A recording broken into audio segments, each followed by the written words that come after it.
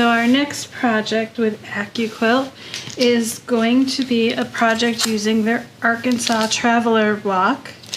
And we're going to use these beautiful batiks. They're from all different companies, so no call outs today. Well, one. Some of them are Benartex. The others I'm not sure. But we're going to use the white, the swirl, herringbone, this pretty charcoal, this deep black, and this ruby red.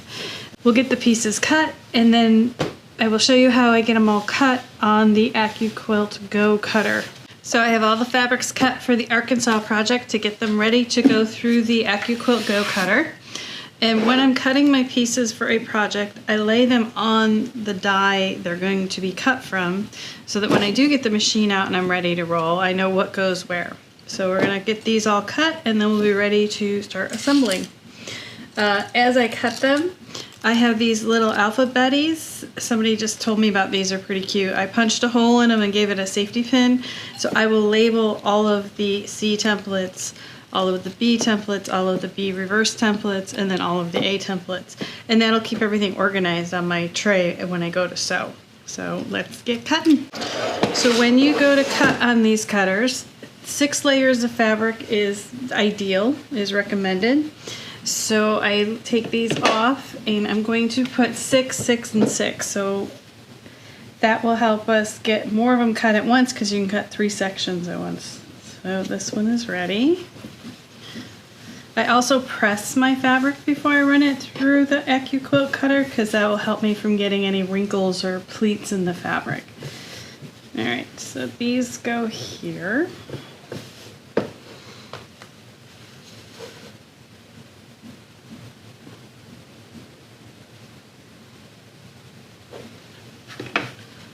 There's 6 to go there.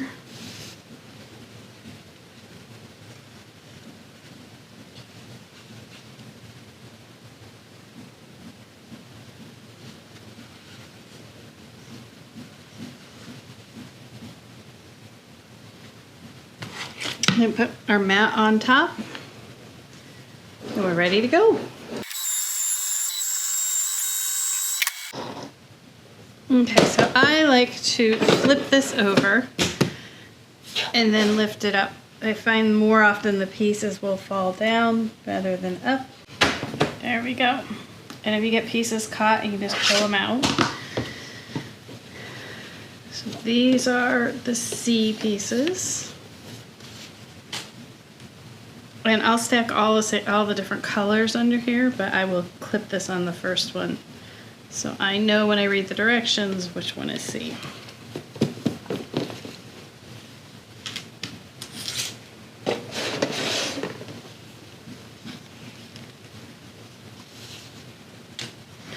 And these are the B reverse, so I will put an R on that one for reverse.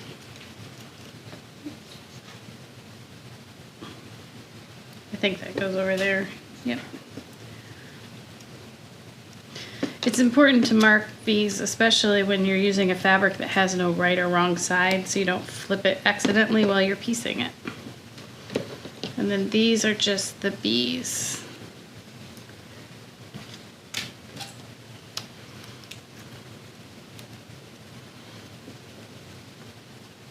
And now all of this is biased, so you want to be careful with these and not handle them too much, because you don't want to stretch them out.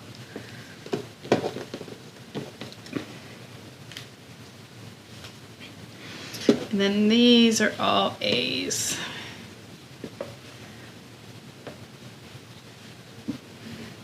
Kind of messed it up when I lifted up the mat.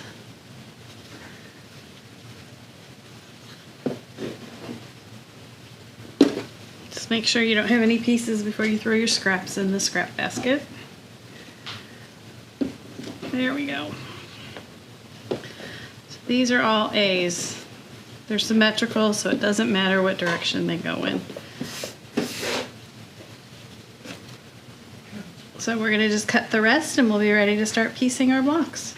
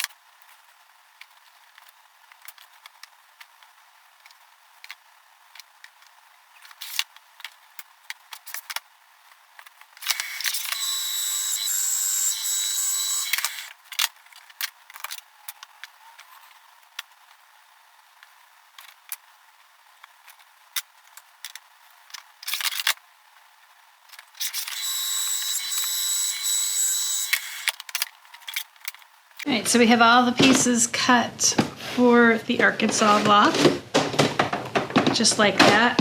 It's the easiest way to cut these accurate, very challenging shapes. Diamonds and bias triangles. I love cutting them on the cutter because they become accurate and it's quick. So the next thing I need to cut is the outer border, which is 2.5-inch strips. So I'm using the 2.5-inch strip cutter. You'll get 4 strips out of an 8.5-inch wide piece. So you just lay the fabric on. Don't worry about the fold because there's no cut at the end. It is important though that you align the edges, your salvage edges, so that you don't get a twisted 2-inch strip. So again, I align it, I press it, and I set it up on the machine. So that's ready.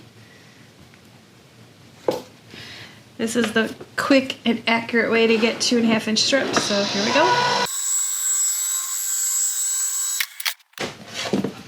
And there we go. 2.5-inch strips for the border. And the last thing we need to cut for this are the 1.5-inch inner border. I've already run the red binding through here, so we've already got that cut. But for the quilt, we have 1.5-inch strips, same scenario. Align it with the line on the die here. Make sure it overlaps, and also make sure before you do this that you've aligned your salvage edge and press it.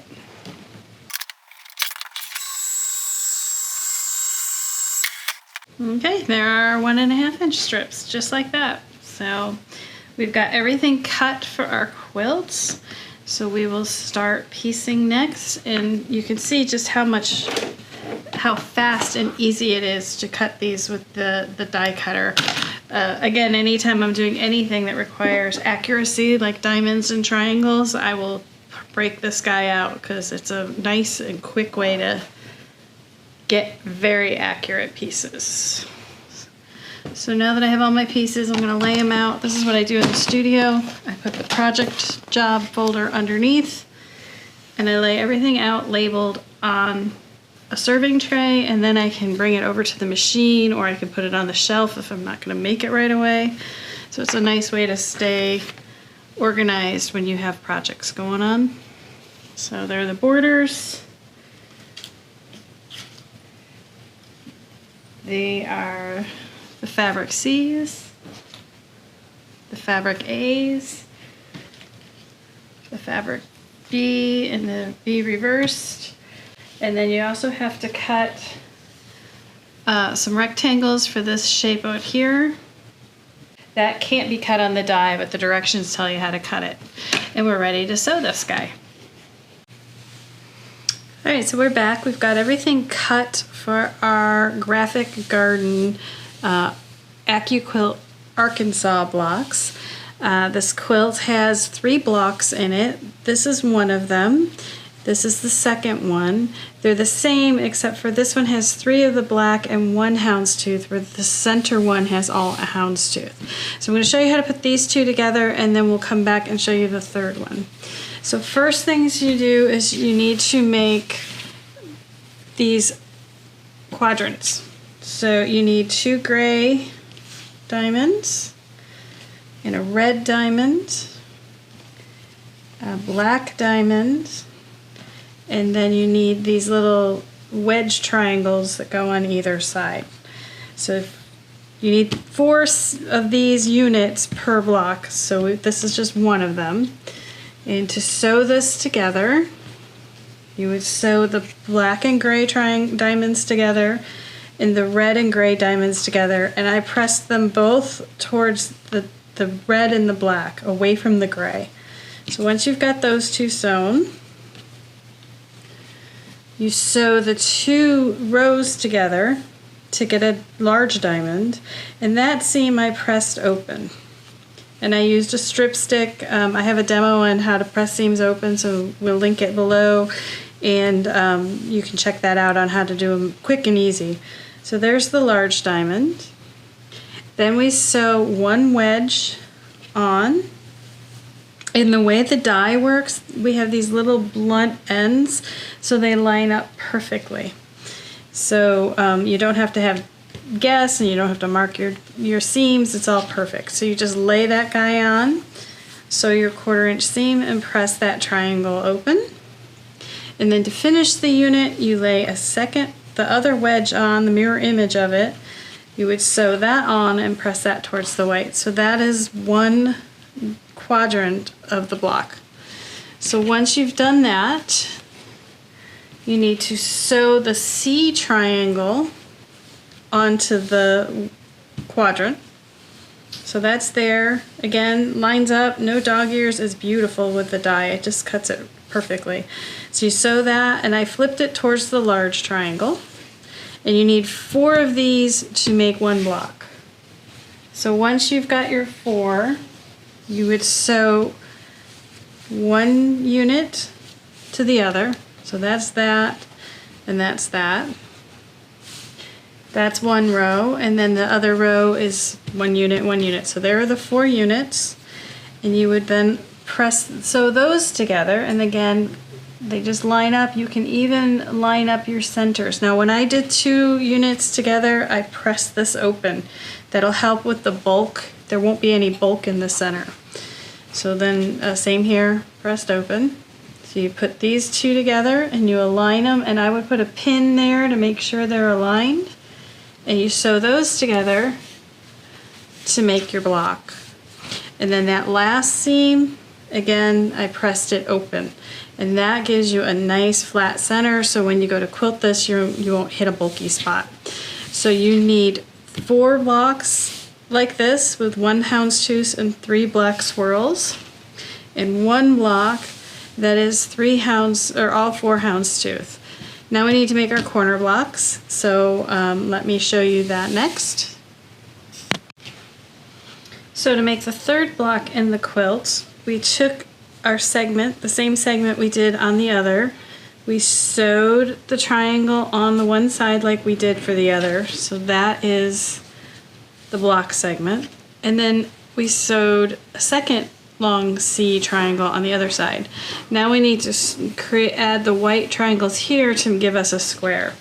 So you use template 1 in the pattern and cut 4 of these, and you're going to lay it on here, and there's a V dip right here. That's where your needle goes to sew it on. And you're going to press that open, and then you take template 2, which is right here. Same thing, there's a V at the one end that you know that's where you align the 2 edges and start your 1/4 inch, and you press that out. Now we're ready to square this up to an 8-inch square. So we take a ruler and we use the diamond that's been die cut. So this is all die cut stuff. This is accurate, this is excess. So we're going to lay the 8-inch mark on the height and width of the block. And the 45 should go right through the center of the diamonds. And then we are going to square up the block to measure 8 inches. So we need 4 of these for the 4 corners of our quilt. So to finish the corner blocks, we're going to sew a 5 by 8 inch piece of fabric onto the side with the smaller triangle, and the 5 by 12.5 inch strip at the top. That will make the 4 corner blocks, and then you can sew the quilt together in rows. The top row looks like this. The middle row is this guy, this guy, and this guy. So you're going to make a top and bottom row that look the same, and then the middle row where these all match up, and then you sew the 3 rows together to get the quilt top, and then we add our borders. So I'm going to sew my blocks together, and we'll be back at the end.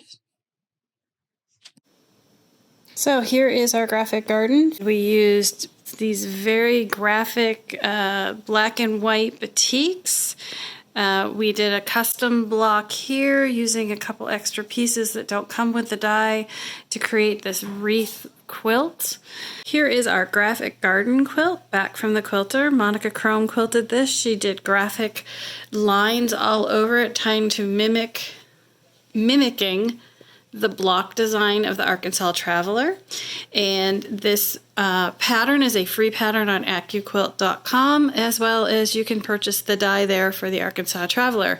I hope you've enjoyed this quilt tutorial. Make sure you like and subscribe, and thank you for watching. I hope you've enjoyed this video, and if you have, make sure you like and subscribe below. You can find the Whimsical Workshop on our website, thewhimsicalworkshop.com, and that has all links to all of our other social media platforms. Thanks for joining us.